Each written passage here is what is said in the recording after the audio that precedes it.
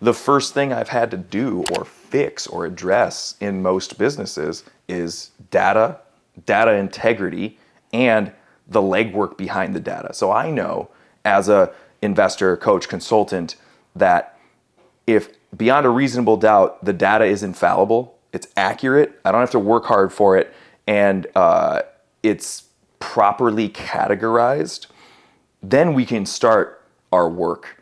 But so many projects that I've been on have never gotten off the ground because we just have to go do or manipulate or audit the books, and that's exhausting. Yeah. Frankly, I don't want to do it, but I know how to do it. I don't want to do it. Business owners, regular folks who aren't complete zealots in the finance and quantified realm, they definitely don't want to do it. Yeah.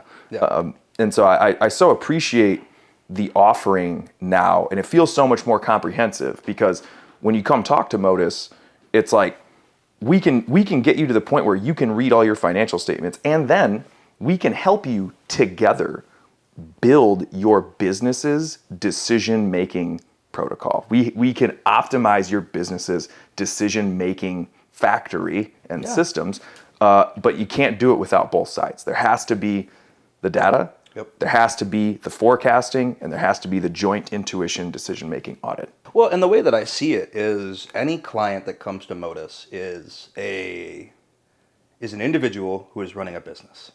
Odds are they are someone who is very good at a specific thing. I have a friend of mine that I keep books for, and he carves ice for a living. That guy is really, really, really good at carving ice, but he doesn't know how to do books, and that's okay. I would prefer it that way. And I come into his business and I clean his books up and I make sure all his data is good so that he can focus on carving ice. Mm-hmm.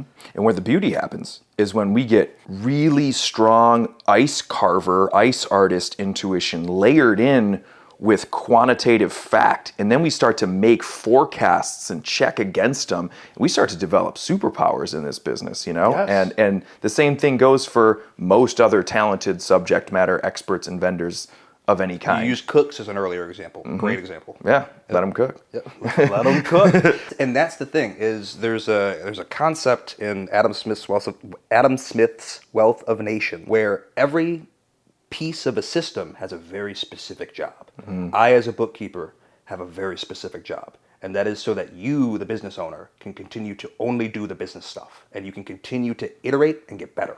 And your job as the consultant is to say, all right, how can we improve the iterations? How can we improve the process for iterating? It's so important that the people who are good at the thing that they are doing are not bogged down by the stuff that has to happen. Yeah. Like there's that great rule that I brought up a couple days ago where you spend 80% of your time doing stuff that has 20% of the total impact. Mm-hmm. And you spend 20% of your time doing stuff that has 80% of the impact. Mm-hmm. And what we do is to flip that. Mm-hmm. So you spend 80% of your time doing stuff that has 80% of the impact. Mm-hmm. And hopefully 0% of your time doing the stuff that has 20% of the impact. Yeah. Because we need you, business owner, cook, ice carver, salon owner, gym owner, whomever. We need you to do that. Mm-hmm. I can't do that. Mm-hmm. You need to do that. And what we need to do is remove every single barrier that is possible for us to remove for you doing that. For sure.